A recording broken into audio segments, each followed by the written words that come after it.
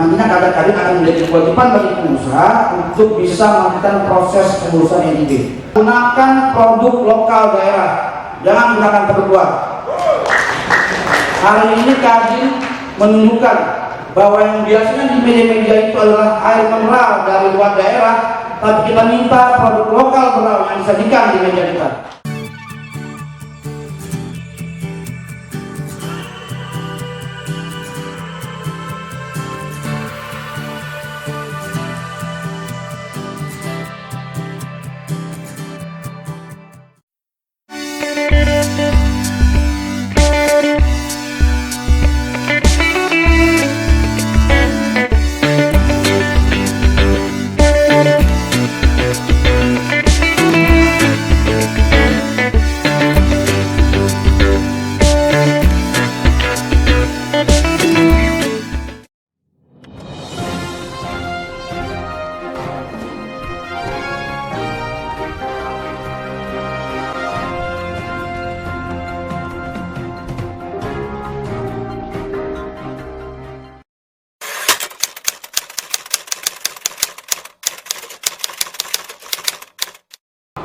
Saya atas nama panitia pelaksana mengucapkan terima kasih kepada pemerintah daerah Kabupaten Berau yang telah memberikan dukungan penuh atas terselenggaranya Mukap Kadin Berau yang ke-7 ini.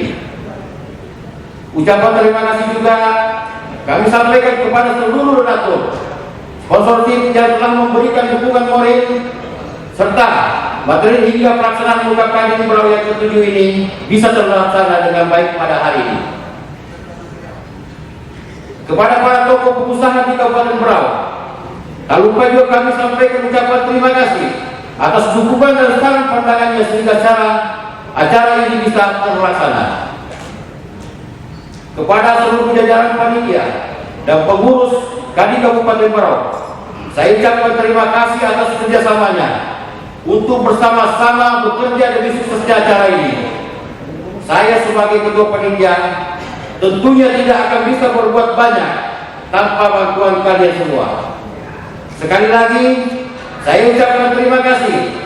Semoga kelelahan kalian semua tercatat sebagai amal kebaikan. Amin, amin ya rabbal alamin.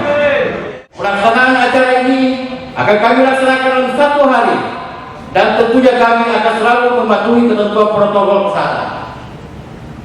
Akhirnya, saya atas nama seluruh panitia, baik SC maupun OC, mohon maaf atas segala kekurangan dan kesalahan, baik yang kami sengaja maupun yang tidak sengaja.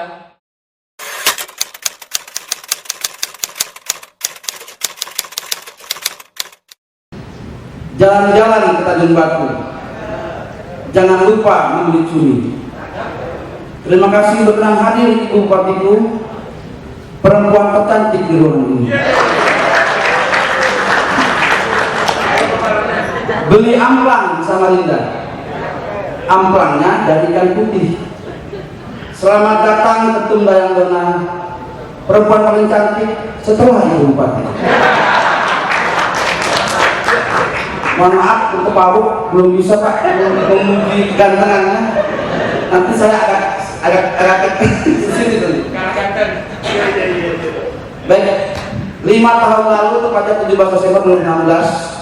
Di tempat ini juga kami terpilih secara aklamasi pada Mukap Kadin 6 setelah 4 calon ketua lainnya mengundurkan diri dan memberikan dukungan kepada kami untuk kemajuan Kadin Berau. Disitulah titik awal kami mencoba merubah paradigma tentang image Kadin Berau, karena memang di periode sebelumnya hampir 80% pengurus Kadin Berau itu berasal dari 2 kalangan, yaitu kawan-kawan yang berat di bidang jasa konstruksi dan pengusaha kayu, karena memang saat itu memang yang lagi tren-trennya adalah itu. Yang kedua juga masih kurangnya kesadaran kawan-kawan pengusaha dalam berorganisasi, yang kemudian membuat kondisi kepengurusan memang kemudian seperti itu adanya. Saya kebetulan juga sebelum terpilih masuk dalam jajaran pengurus di pimpinan Kanda almarhum Sino Sahyano, dan saat kemudian kami terpilih, tugas berat menanti kami karena Kadin ini dibentuk bukan hanya sekedar munas, tetapi melalui Undang-Undang Nomor 1 Tahun 1987 tentang Kadin, dan diperkuat kemudian oleh Kepres Nomor 17 Tahun 2010 mencabut Kepres Nomor 6 Tahun 2006 tentang perubahan anggaran dasar anggaran rumah tangga Kadin Indonesia.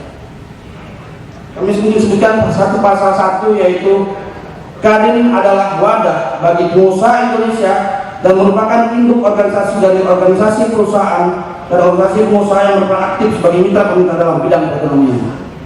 Jadi memang Kadin itu adalah induk organisasi usaha dan organisasi pengusaha.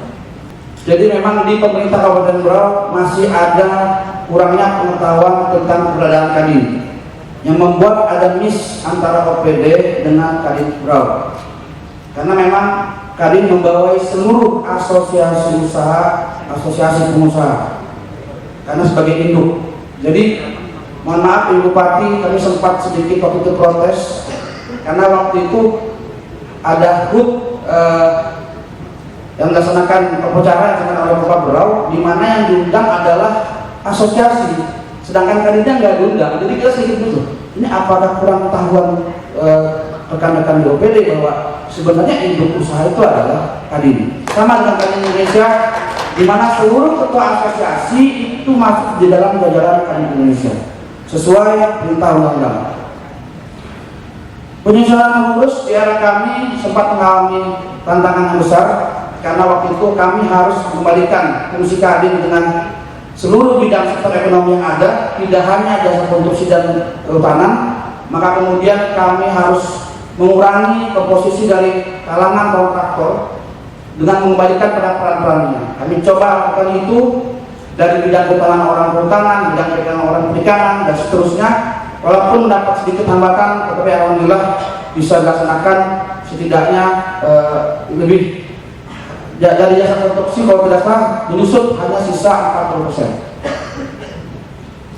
Pada sambutan Presiden beberapa waktu lalu di Rakernas Kadin Indonesia di Bali, Presiden juga kembali menegaskan bahwa Kadin adalah mitra pemerintah utama di bidang sektor ekonomi, dan beliau bahkan juga menegaskan agar perlu ada penyesuaian terkait ADART Kadin dengan situasi saat ini, dan nanti akan diresmikan melalui Kepres Presiden. Pertemuan terakhir dengan Ketum Rosan terakhir di Jakarta saat itu juga menyampaikan kepada kami bahwa akan dilakukan integrasi sistem Kadin Indonesia dengan Kementerian Investasi terkait nanti adanya dalam kepengurusan NTB akan ada satu form pengisian KTA Kadin. Maka kemudian nantinya KTA Kadin akan menjadi kewajiban bagi pengusaha untuk bisa melakukan proses pengurusan NTB. Pada pandemi kali ini mata kita terbuka. Kalau dulu kita dengan ringannya sampaikan sektor pariwisata adalah sektor ekonomi yang tidak akan pernah mati, tetapi Allah Subhanahu wa Ta'ala telah menunjukkan kepada kita, membuka mata kita bahwa masih ada pandemi yang bisa mengalahkan pariwisata. Ini tentu menunjukkan bahwa tidak ada yang lebih kuasa pada Allah Subhanahu wa Ta'ala. Tentu kemudian kita bersyukur bahwa yang menyelamatkan ekonomi Indonesia adalah sektor UMKM. Sektor UMKM adalah benteng Indonesia dalam menjaga agar ekonomi kita tidak runtuh. Tentu ini adalah kemudian membuka mata kita bahwa sektor UMKM harus terus kita jaga, harus terus kita dukung, dan bahkan Presiden terus memberikan stimulus untuk mengembangkan dan mendorong UMKM sebagai sentra ekonomi paling besar di Indonesia. Kami berterima kasih dengan Kadis Distrik Bapak Salim dan juga dari Dekran Asda yang selama ini berkolaborasi dengan kita untuk terus mendorong rekan-rekan UMKM khususnya agar benar-benar bisa menjadi tuan rumah di Kabupaten Berau. Dulu kita berpikir juga bahwa sektor SDA seperti pertambangan itu tidak perlu kita dorong karena itu akan habis menguras atau akan mati. Tetapi pada hari ini kita malah bersyukur. Kenapa? Dalam pemulihan ekonomi di Indonesia, sektor dari pertambangan lah yang membantu menaikkan ekonomi kita saat ini. Jadi tentu ini juga sebagai cara kita menilai sektor bahwa masing-masing sektor itu mempunyai kelebihan sendiri dalam membantu ekonomi di Indonesia. Kami sepakat terkait sektor pariwisata di Berau, tentu wajar sekali kita prioritaskan. Tetapi mohon maaf sebelumnya kepada Ibu Bupati dan Wakil Bupati, pariwisata kita perlu lebih kita genjot lagi. Sampai hari ini tanggal 17 Januari harusnya sudah ada event-event pariwisata yang terkalender dengan baik yang akan dilaksanakan di Kabupaten Berau.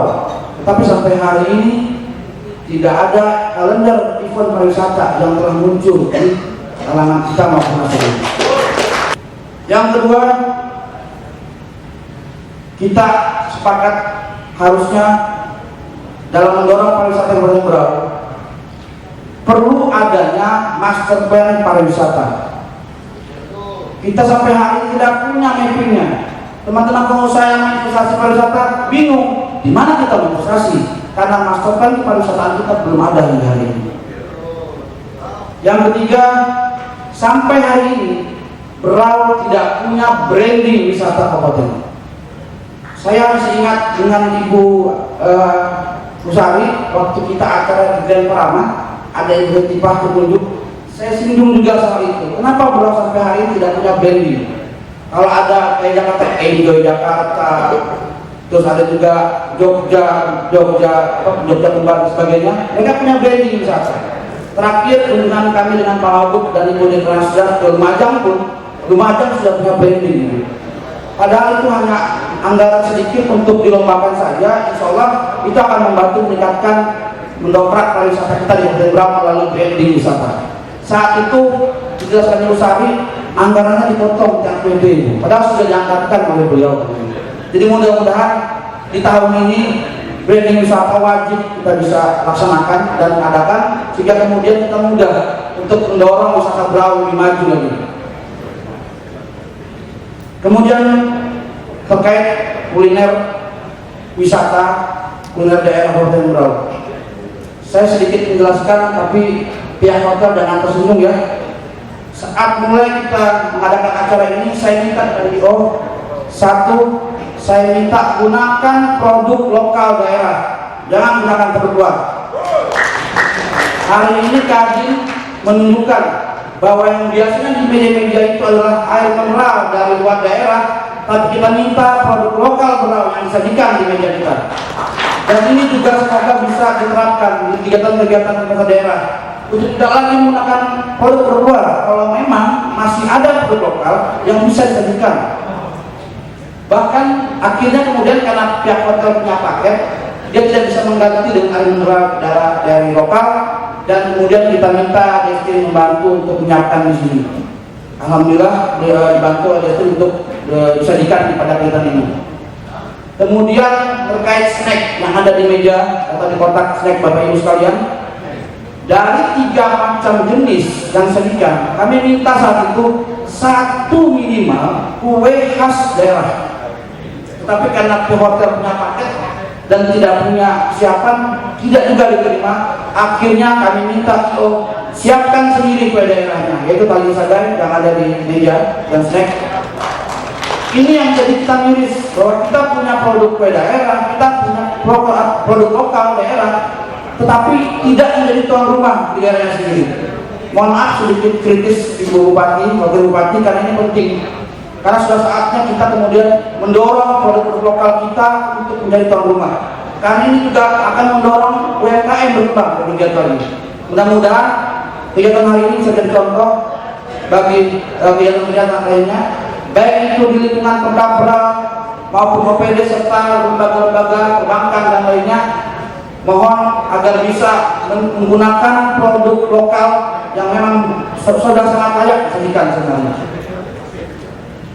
Yang kedua terkait budaya, bahwa Berau sudah punya perda terkait budaya daerah.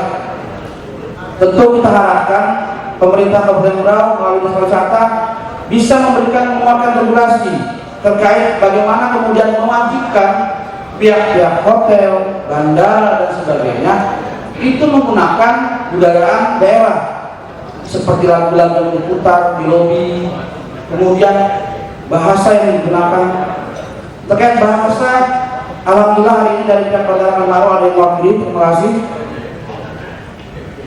Kita berharap Pemprov bisa memberikan permintaan khusus kepada bandara untuk menggunakan bahasa ketiga dalam pemanggilan saat boarding. Jika di Jogja kita menekan saat boarding ada 3 bahasa: bahasa Indonesia, bahasa Inggris, dan bahasa Jawa. Di Lombok, saya perhatikan di Lombok juga sama, 3 bahasa: bahasa Indonesia, bahasa Inggris, dan bahasa Lombok. Kenapa Berau tidak menggunakan bahasa daerah sekali dengan kerja boarding? 3 suku asli Babada di Berau, Banua, Banua Dayak, itu bahasa nomor satunya adalah bahasa Banua. Saya ke Berau pertama mendengar mereka sebagai bahasa Bajau, ternyata mereka paham bahasa Banua. Luar biasa, paseh bahasa Banua. Bertemu dengan orang dari suku Dayak sama, yang asli Berau itu mereka paseh menggunakan bahasa Banua. Jadi bahasa Banua itu adalah bahasa nomor 1 yang ada di Berau. Dan suatu saatnya kita banggakan dan kita berikan penghormatan setinggi-tingginya di Kabupaten Berau. Sama seperti kita saat di Jawa, kita hargai budaya Jawa. Saat kita ke Lombok, kita hargai budaya Lombok. Begitupun di Berau. Bukan membeda-bedakan suku, tapi insya Allah rekan-rekan dari suku lain tentu akan sangat menghargai budaya daerah. Mohon maaf ini agak panjang karena ini kesempatan saya, bukan forum. Kemudian selanjutnya kita perlu kembali memperhatikan dan memberikan perhatian khusus kepada kebudayaan khususnya kesultanan. Karena peran kesultanan dalam sejarah Berau adalah terbentuknya Berau itu berasal dari peran 2 kesultanan. Tentu perlu sekali kita kembali memberikan perhatian khusus kepada mereka untuk bisa menjaga tradisi dan budaya daerah. Kemudian terkait iklim usaha yang ada di Kabupaten Berau, saat ini kita butuhkan iklim usaha yang sehat dan persaingan yang terbuka.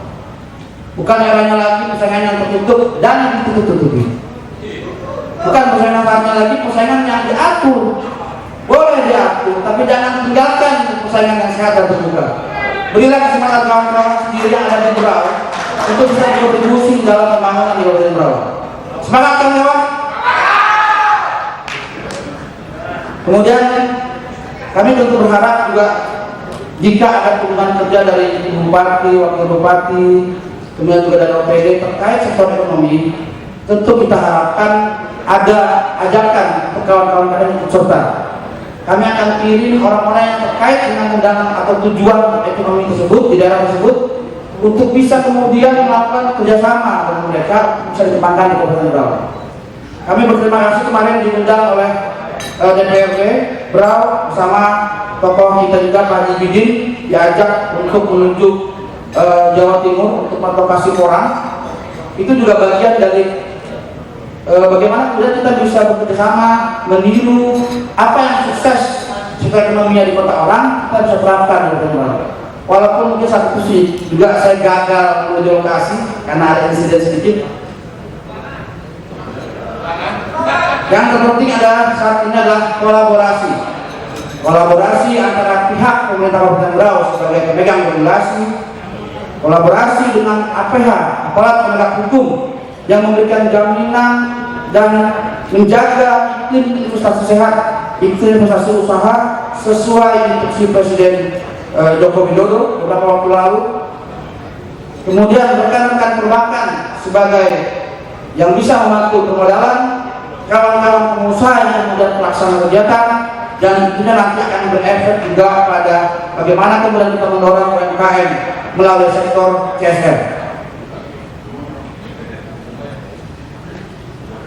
Alhamdulillah Kabupaten Berau juga dalam sejarah pribadi kami turut mewarnai hubungan baik dengan seluruh kadin kabupaten kota se-Indonesia hingga kemudian kami selaku Ketua Kadin Berau terpilih sebagai wakil besar 1 pada forum kadin kabupaten kota se-Indonesia. Permohonan maaf kami sampaikan jika selama 5 tahun periode kami ini kami masih belum mampu membawa Kadin Berau sebagai mitra yang baik bagi Pemkab Berau. Kami mohon maaf jika masih kurang mampu membawa Kadinrau sesuai harapan rekan-rekan semua, kami memohon maaf jika kami kurang mampu menjalankan kegiatan-kegiatan dan program-program yang sudah disusun pada Mekap 6 Kadinrau tahun 2016 lalu.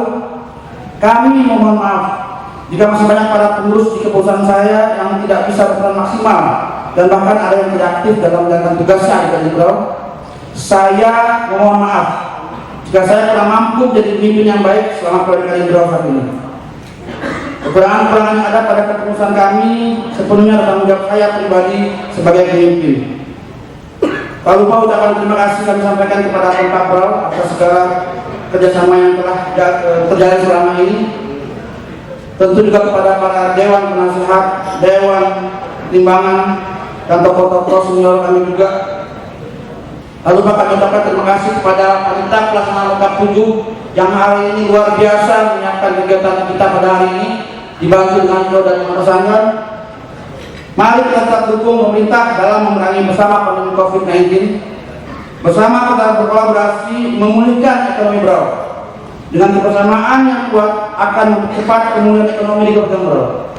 Recovery together, recovery stronger. Sebagai penutup, selama dalam kepengurusan periode kami ada beberapa pengurus baik dari Dewan Penasehat, Dewan Pertimbangan, dan Dewan Pengurus yang telah mendahului kita semua. Inilah mereka dalam video in memorial.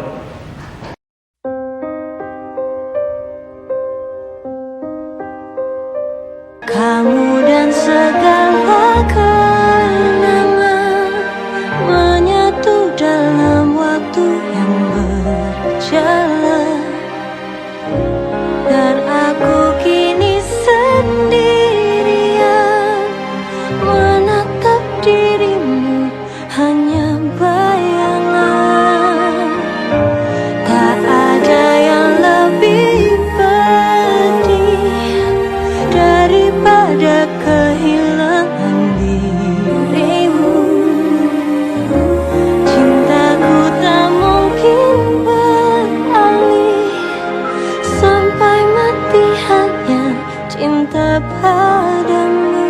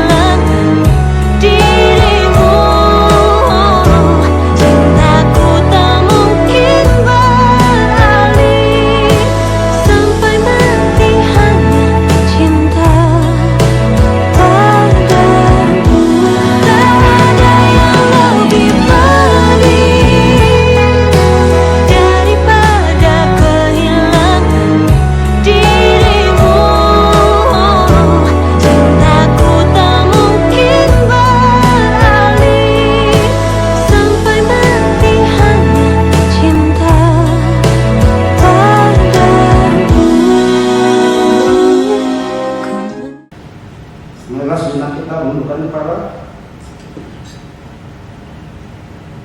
sambil berdoa.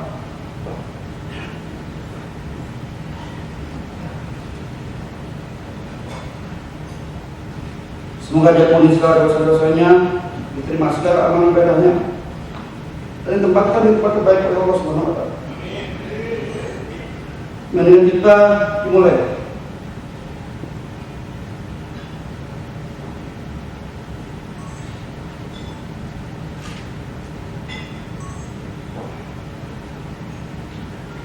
Selesai.